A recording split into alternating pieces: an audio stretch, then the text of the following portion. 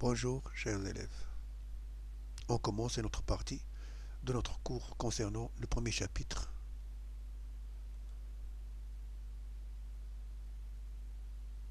Consommation de la matière organique et flux de l'énergie. On va voir le chapitre numéro 2 concernant problématiques scientifiques du chapitre numéro 2. Notre activité physique est due au fonctionnement des muscles. Qui dit activité dit dépense énergétique, consommation d'ATP. Cela signifie que l'ATP est un des éléments fondamentaux de la contraction musculaire. Donc, à partir de ce texte, quelles sont les questions ou les problématiques qu'on peut se poser? Comment la cellule musculaire utilise l'ATP pour se contracter? Trois points seront étudiés afin de répondre à la problématique.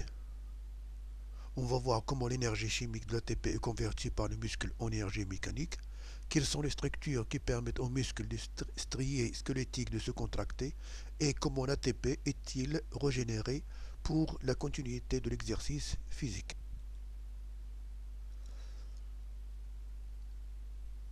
Donc, on va voir dans ce second chapitre le rôle des muscles striés dans la conversion d'énergie. Problématique, le mouvement est l'une des manifestations les plus visibles de la vie cellulaire, alors que d'autres sont moins évidents, telles la synthèse des molécules, le transport, etc. Essayons de mettre en évidence quelques-unes de ces manifestations, sachant que lors d'un effort physique, on constate que les mouvements sont dus à la contraction du muscle, utilisant de l'énergie et est accompagné d'un dégagement de chaleur. Donc les questions qu'on peut se poser: comment peut-on étudier expérimentalement la contraction musculaire et quels sont les phénomènes accompagnant cette contraction musculaire? On commence par l'étude expérimentale. Donc en première activité, étude des enregistrements mécaniques de la contraction musculaire. Le document suivant présente le dispositif et le protocole expérimental d'enregistrement de la contraction musculaire. Afin d'étudier l'activité contractile d'un muscle, on utilise le montage, le figure numéro 1, qui permet l'étude myographique du muscle gastrocnémien d'une grenouille démodulée et décérébrée. Donc démodulé, ça veut dire il n'a pas la moelle épinière, et décérébré, ça veut dire on a détruit son cerveau. Chez une grenouille, on procède à la destruction de l'encéphale décérébré et de la moelle épinière démodulée. La dissection des membres postérieurs permet de dégager le muscle gastrocnémien et le nerf sciatique. Donc le muscle gastrocnémien et le nerf sciatique. Avec des épingles, on fixe le genou de la grenouille sur une plaque. On sectionne le tendon inférieur du muscle qu'on relie par un fil à un système d'enregistrement qu'on appelle le myographe. On provoque des excitations par électrode placée sur le nerf sciatique à l'aide d'un système excitateur et grâce au stylet inscripteur, on enregistre le tracé sur un cylindre tournant à une vitesse déterminée. La figure numéro 2 présente l'enregistrement obtenu suite à une excitation efficace supraliminaire unique. Le tracé obtenu est appelé un myogramme. Comme question, reconnaître les différents composants du myographe et expliquer le principe de cette manipulation. Reconnaître les phases d'un myogramme. Comme d'habitude, arrêtez la vidéo, essayez de répondre aux questions en respectant les verbes d'action et après redémarrez la vidéo pour comparer vos réponses.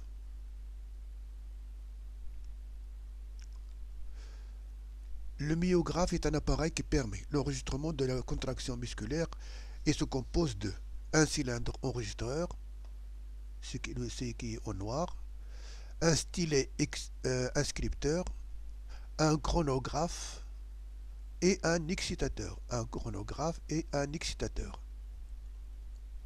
Après avoir préparé la grenouille, destruction de l'encéphale et la moelle épinière, on découvre le nerf sciatique et le muscle gastrocnémien dont on relie le tendon du stylet au stylet inscripteur et on réalise une excitation. sur le nerf grâce à l'excitateur, ce qui entraîne une contraction du muscle qui tire le stylet inscripteur en marquant ce mouvement sur le cylindre enregistreur, donnant ce qu'on appelle le myogramme. Deuxième question. Le myogramme se compose de deux phases importantes, précédées d'une phase appelée temps de latence. Donc, lorsqu'on excite, on a un temps de latence. Et puis, il y a deux phases qui sont importantes. La première phase qui est une phase ascendante, qui marque la contraction du muscle étudié, et une phase descendante qui marque la phase de relâchement du même muscle, bien sûr.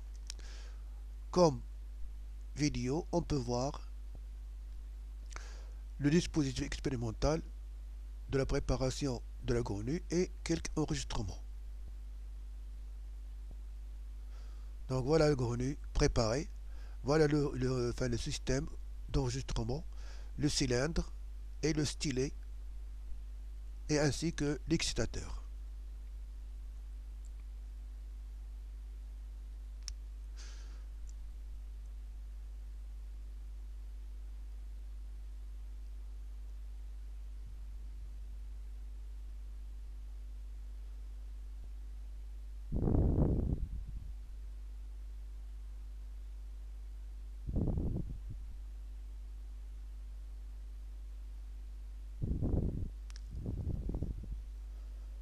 Préparation de la grenouille, hein. Donc on prend une grenouille qui est vivante, on essaie de la décérébrer et démoduler.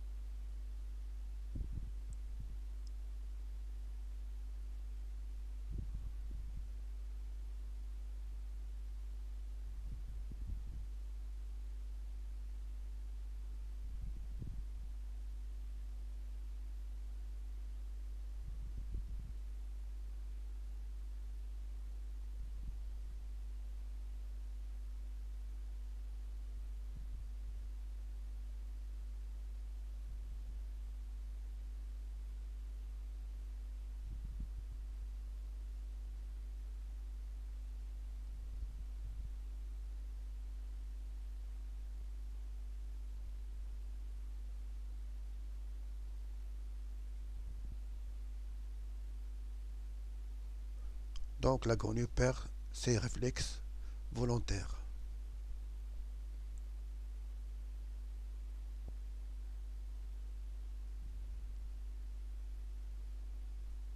On dissèque bien sûr la jambe pour faire apparaître le muscle gastrocnémien ainsi que le nerf sciatique.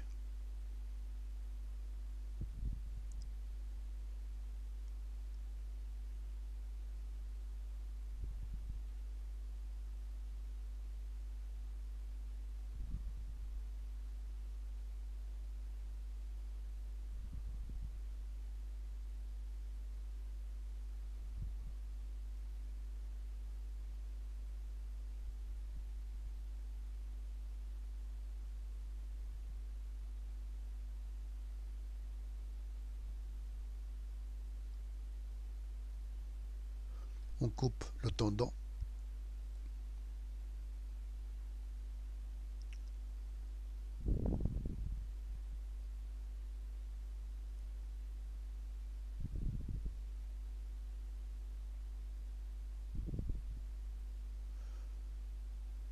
Et ce qu'on va relier grâce à un fil au stylet inscripteur.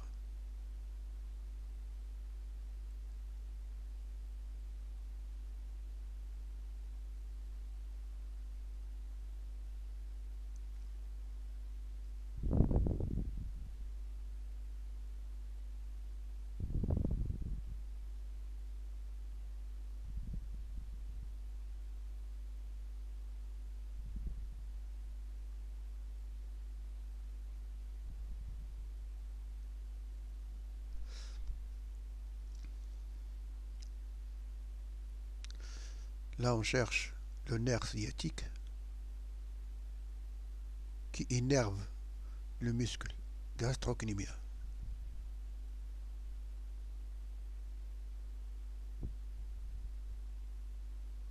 pour le relier au système excitateur.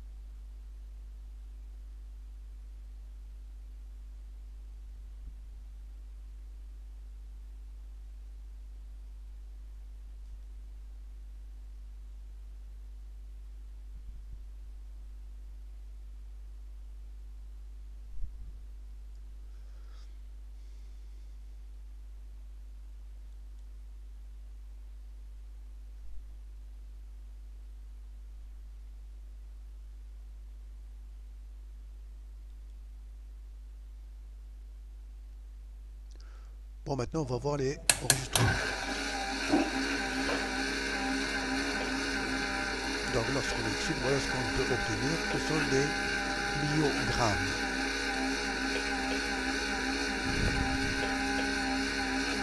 Qui varient bien sûr en fonction de l'excitation, du nombre d'excitations et de l'intensité de l'excitation.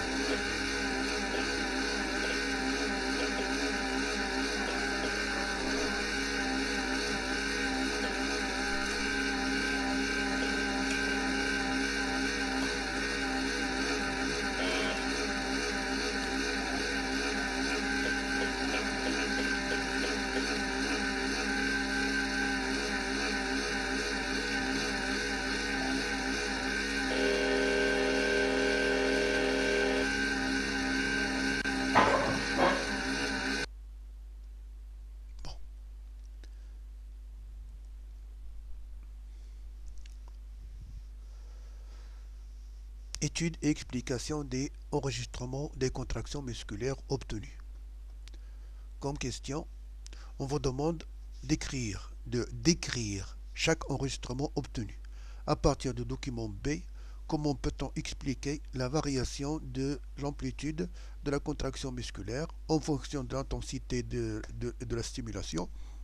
Comment peut-on interpréter les différences des résultats respectifs des expériences du document C et quelles sont les propriétés du muscle strié ainsi mises en évidence? Donc ces enregistrements, et voilà.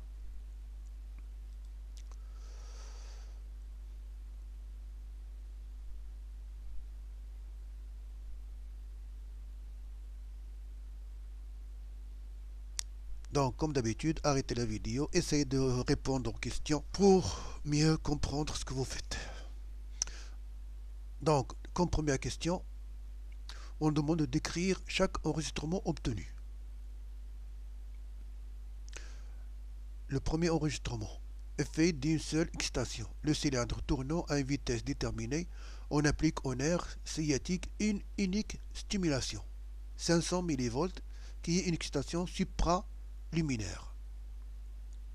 Alors, ce qu'on peut constater, qu'on peut voir qu'il y a un temps de latence, bien sûr, une phase ascendante et une phase descendante.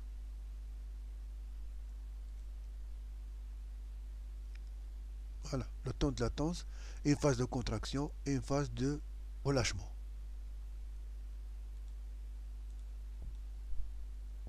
Donc, en réponse à une stimulation supraluminaire, le muscle se contracte rapidement puis se relâche et on parle d'une contraction musculaire qu'on appelle secousse musculaire isolée au myogramme, qu'on peut identifier en trois phases. La phase de latence, une phase de contraction et une phase de relâchement.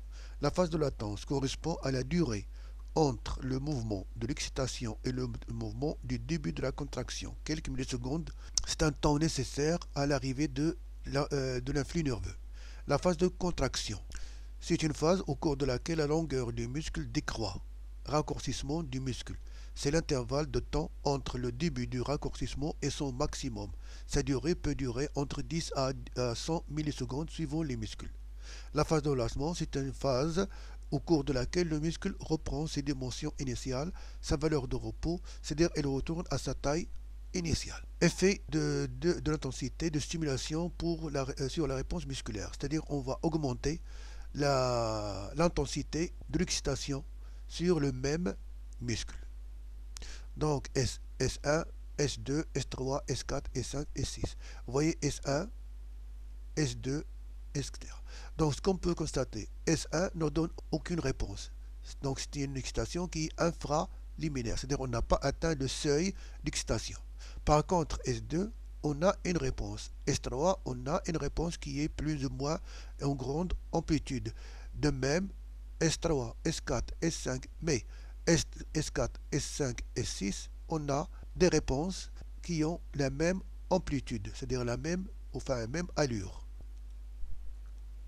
La première excitation S1 est inefficace. Le seuil d'excitation n'étant pas atteint, c'est une excitation infraliminaire, en dessous de la rhéobase. À partir de la deuxième excitation S2, seuil d'excitabilité, à S4, on enregistre une réponse dont l'amplitude augmente progressivement. Le myogramme enregistre des secousses musculaires d'amplitude croissante dues aux intensités croissantes des stimulations. De S4 à S6, le myogramme enregistre des secousses musculaires isolées de même amplitude malgré l'intensité croissante des stimulations. Donc, malgré l'augmentation de l'intensité d'excitation, l'amplitude de la secousse reste constante. Le troisième cas, effet de deux excitations efficaces de même intensité. Ce qu'on va changer maintenant, c'est le temps d'excitation. Le temps entre les deux excitations. Remarquez ici S1, S2, S3, S4. De même ici, mais S2, S3, elles sont plus ou moins proches. La stimulation du muscle par deux chocs successifs à des intervalles de temps variables permet l'enregistrement des myogrammes représentés par les figures ci-dessous. Figure A. Quand les deux stimulations sont suffisamment éloignées avec un délai constant, on enregistre deux secousses musculaires isolées et de même amplitude. Vous voyez? Donc ça, c'est comme un repère. Donc la première et la deuxième excitation donnent deux réponses qui sont de même allure. Figure B. Quand les deux stimulations sont rapprochées et que la deuxième stimulation se produit pendant la phase de relâchement. Donc la deuxième se produit pendant la phase de relâchement. On observe deux contractions qui se superposent, dues à la fusion incomplète partielle des deux secousses musculaires avec une augmentation de l'amplitude de la deuxième secousse. On parle de fusion incomplète. Vous voyez, la première, la voilà, et la deuxième, la voilà. Mais l'amplitude a augmenté pour la deuxième excitation. Et on parle de fusion qui est incomplète. La figure C. Remarquez, les deux excitations sont plus ou moins trop rapprochées. Quand les deux stimulations sont très rapprochées et que la deuxième stimulation se produit pendant la phase de contraction de la première, on observe une contraction unique d'amplitude supérieure et de durée supérieure, due à la fusion complète totale des deux secousses qui apparaissent comme s'il n'y a qu'une seule secousse de l'amplitude plus grande. On parle de fusion complète. Pour le quatrième cas, effet d'une série d'excitations efficaces successives et de même intensité. On a deux cas. La figure A, application d'une série d'excitations dont on fait varier la fréquence de 10 Hz, 10 excitations par seconde, mais dont la stimulation délivrée reste égale à 500. L'application d'une série d'excitations dont on fait la variation, on fait varier la fréquence de 500 Hz, 500 excitations par seconde, mais dont la stimulation délivrée est trop rapprochée. Donc arrêtez la vidéo pour bien sûr comprendre, etc.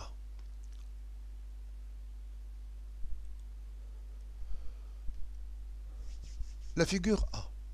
Quand la fréquence, la figure A, c'est-à-dire cette partie-là, quand la fréquence d'excitation est faible, de telle sorte que chaque excitation se produit pendant la phase de relâchement de la secousse relative à l'excitation précédente, le myogramme obtenu donne des secousses avec fusion incomplète. Vous voyez? Donc la seconde suivante se produit toujours à la phase de relâchement, ce qui donne bien sûr une série de réponses qui sont partiellement fusionnées. des secousses avec fusion incomplète. Ce myogramme est appelé tétanos imparfait. Par contre, dans le cas de la figure B, les excitations sont produites lors de la phase de contraction de la première secousse.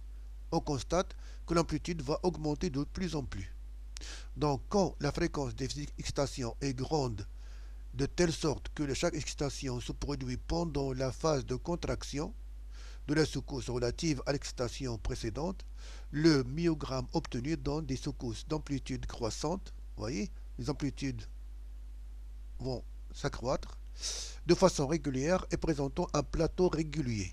Ceci est dû à la fusion complète des secousses musculaires obtenues. Et on parle de tétanos parfait. Donc ça, c'est un cas de tétanos imparfait, et ça, c'est un cas de tétanos parfait.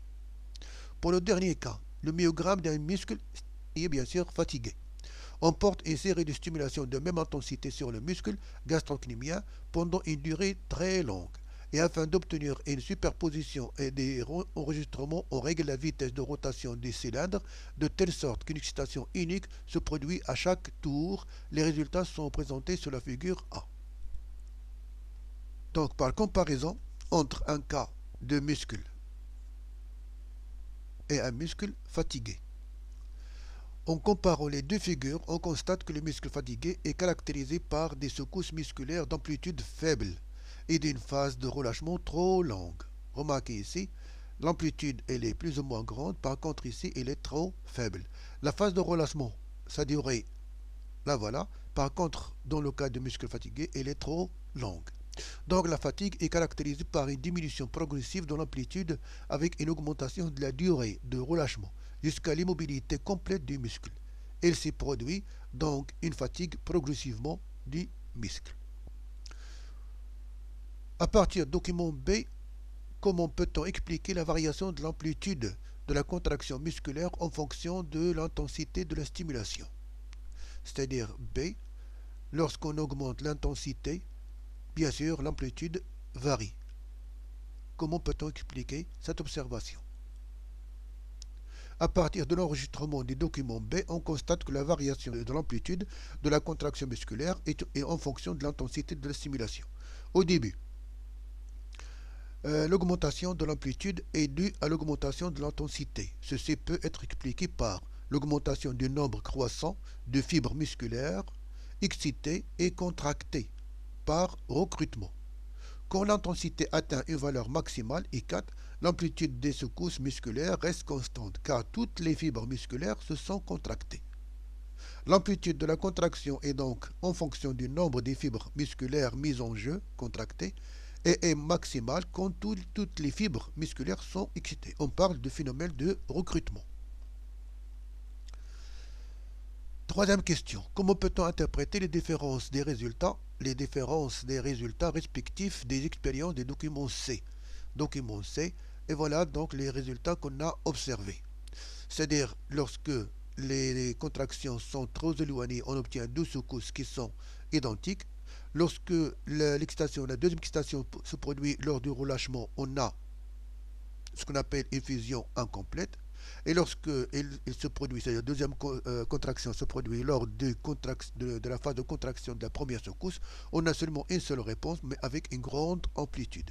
Comment peut-on interpréter ces différences des résultats? D'après les résultats obtenus des enregistrements des documents C, on peut dire que l'obtention des deux contractions musculaires fusionnées, fusion incomplète ou incomplète, est caractérisée par l'augmentation de l'amplitude de la deuxième secousse musculaire, qu'on peut expliquer par le recrutement des fibres musculaires dû à l'augmentation de l'intensité, c'est-à-dire l'addition de deux intensités, et on dit qu'il y a sommation des intensités, le phénomène de sommation. Quatrième et dernière question, quelles sont les propriétés du muscle strié mises en jeu? Donc, d'après ce document, on peut constater que les muscles possèdent certaines propriétés particulières qui leur permettent de remplir leurs fonctions. Les propriétés mises en jeu ici sont l'excitabilité, c'est-à-dire que le muscle a une propriété à réagir à une stimulation, et la contractibilité. Qui est la propriété du muscle à pouvoir se raccourcir suite à une stimulation.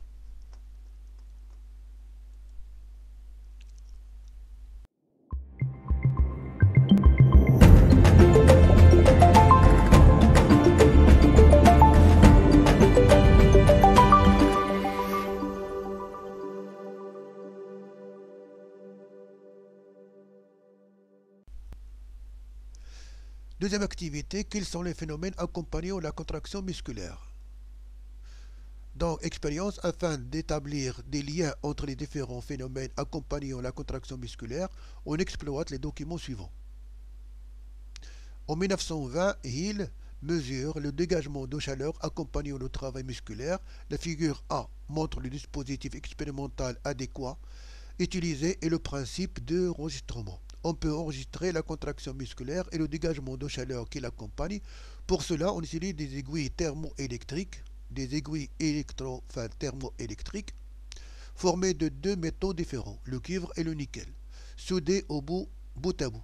L'une est introduite dans le muscle et contractée, l'autre est maintenue à une température constante dans le muscle au repos. La différence de température entre les deux soudures est à l'origine d'un courant électrique enregistré par un oscillographe dont l'intensité est proportionnelle à la température du muscle, alors que la figure numéro 2, B, donne les résultats obtenus, un myogramme, c'est-à-dire un myogramme, et l'enregistrement thermique correspondant. Donc le myogramme, on le connaît, le voilà qui est en bleu, et ça c'est l'enregistrement thermique qu'on a obtenu. Comme question, préciser les types de chaleur dégagés par le muscle en activité et que peut-on déduire de l'analyse de ce document. Formuler une hypothèse concernant l'origine de la chaleur libérée par le muscle en deux temps. Comme toujours, arrêtez la vidéo, essayez de répondre aux questions et après démarrez la vidéo pour comparer vos réponses. Donc si on précise les différents types de chaleur dégagée. Suite à une contraction musculaire, il y a un dégagement de chaleur qui se fait en deux temps. Donc lorsqu'on voit la secousse musculaire, on voit qu'il est accompagné par deux types de chaleur. La chaleur initiale qui se dégage rapidement au cours de la secousse musculaire, elle comporte la chaleur de contraction dégagée au cours de la contraction et la chaleur de relâchement dégagée au cours de la phase de relâchement.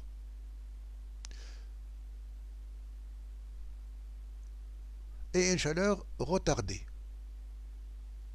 La chaleur initiale au cours de la secousse et une chaleur retardée. Donc la chaleur retardée est dégagée lentement après la secousse musculaire. Donc la contraction musculaire s'accompagne d'un phénomène thermique. Formuler une hypothèse. Comme hypothèse, on peut dire peut-être que la chaleur libérée par le muscle est dégagée par des réactions biochimiques exothermiques, c'est-à-dire des réactions biochimiques, chimiques qui se produisent au niveau du muscle, et exothermiques, c'est-à-dire qui libèrent de l'énergie. Comme remarque, seule une proportion de l'énergie libérée par la contraction musculaire est convertie en travail utile. Le reste est transformé en chaleur, ce qui permet de maintenir la température de l'organisme constant. Cette chaleur est dégagée grâce à la transpiration, le rayonnement de la chaleur par la peau, les frissons pour ne pas atteindre un niveau dangereux.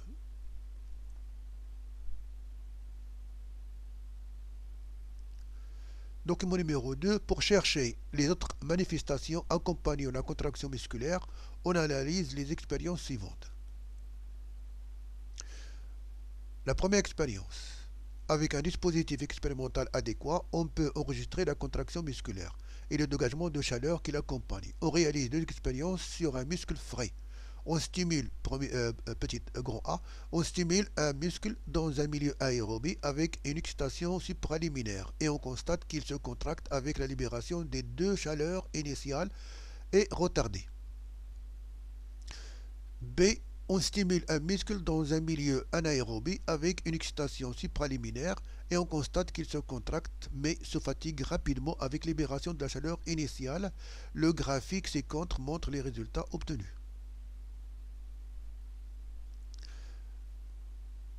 Deuxième expérience, Chauveau et Kaufmann, début du XXe siècle, ont analysé le sang à l'entrée et à la sortie d'un muscle au repos et après une activité musculaire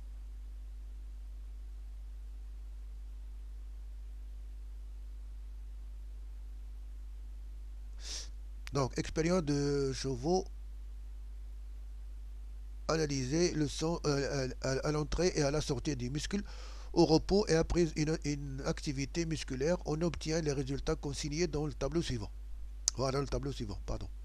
L'expérience 3, Hopkins 1907, stimule un muscle dans un milieu anaérobie avec une excitation supraliminaire et on constate qu'il se contracte mais se fatigue rapidement avec augmentation de l'acide lactique et libération de la chaleur initiale. Expérience 4, Égleton 1927, après 20 ans, a découvert la présence de composés phosphoriques qui libèrent à son hydrolyse une quantité d'énergie et de l'acide phosphorique H2PO4 qu'il a appelé phosphagène ou acide phosphocréatine ACP. Acide phosphocréatine. Expérience numéro 5, Lehmann 1929 a montré la présence d'autres composés phosphoriques dans le muscle. Il s'agit de l'ATP et de l'ADP qui à son hydrolyse libèrent aussi de l'énergie. Donc, comme question, que peut-on déduire de la description des muscles, enfin des résultats de la première expérience, en se basant sur les résultats des expériences 2 à 5 et en comparant les besoins d'un muscle en activité et au repos, le tableau confirmait la nature des réactions chimiques responsables de la libération des deux chaleurs, en exploitant toutes les données précédentes, établir un schéma de synthèse intégrant les phénomènes électriques, chimiques, mécaniques et thermiques qui interviennent dans la contraction musculaire, pour bien sûr valider votre hypothèse. Alors, comme première réponse, au milieu aérobie et anaérobie, on voit bien qu'il y a une contraction musculaire. Mais en absence d'oxygène, il y a libération seulement de la chaleur initiale, alors qu'en absence de la chaleur retardée, ce qui prouve que les réactions de la fermentation constituent la source d'énergie de la contraction et de la chaleur initiale dégagée. Alors qu'en présence d'oxygène, il y a libération des deux chaleurs, initiale et retardée, ce qui prouve que les réactions de la respiration constituent la source d'énergie de la contraction et de la chaleur retardée dégagée. Comme réponse à la deuxième question, pour confirmer, l'expérience Chauveau-Kaufmann montre que le muscle bénéficie d'une augmentation de débit sanguin qui permet l'intensification des échanges lorsqu'il est en activité, utilise beaucoup plus de glucose et d'oxygène et produit davantage de CO2 lorsqu'il est activé. Donc d'après ce tableau, on constate ces observations. Ne consomme pas les protéines et les lipides, mais utilise uniquement le glucose, c'est-à-dire les glucides, que ce soit en activité ou au repos. Chez l'homme, on remarque que la quantité d'oxygène consommée augmente avec l'intensité de l'exercice musculaire pour se stabiliser à un certain niveau et à partir de cette étape, on détecte l'apparition de l'acide lactique dans le sang. L'expérience d'Hopkins, 1907, confirme que la fermentation est la source d'énergie pour la contraction musculaire en cas d'absence d'oxygène, puisqu'il y a libération de l'acide lactique. Alors que l'expérience d'Égleton et de Lehmann, 1927 et 1929, confirme que la contraction musculaire demande de l'énergie sous forme d'ATP, bien qu'il existe d'autres sources d'énergie qui sont l'ACP, c'est-à-dire l'acide phosphocréatine.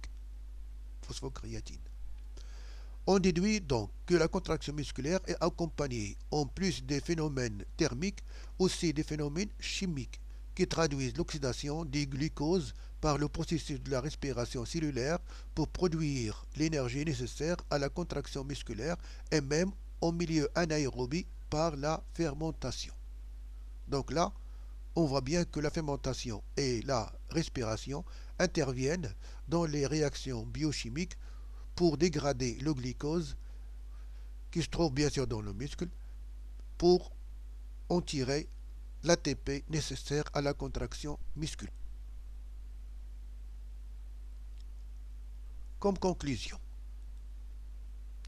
on conclut que l'activité musculaire s'accompagne de toute une série de phénomènes électriques, mécaniques, chimiques et thermiques. La contraction musculaire, qui est une manifestation mécanique, nécessite d'abord une excitation, manifestation électrique, et est accompagnée de manifestations chimiques, respiration et fermentation qui sont les sources de l'énergie nécessaire à la contraction et l'origine des chaleurs.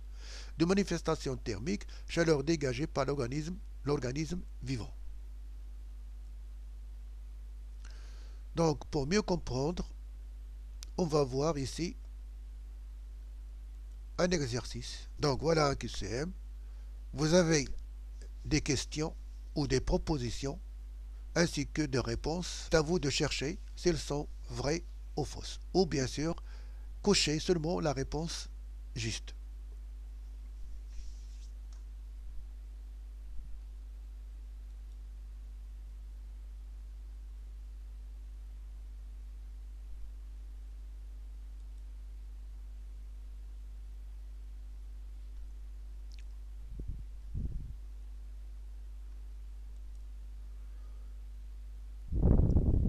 Allez, à la prochaine vidéo concernant quel est le mécanisme de la contraction musculaire.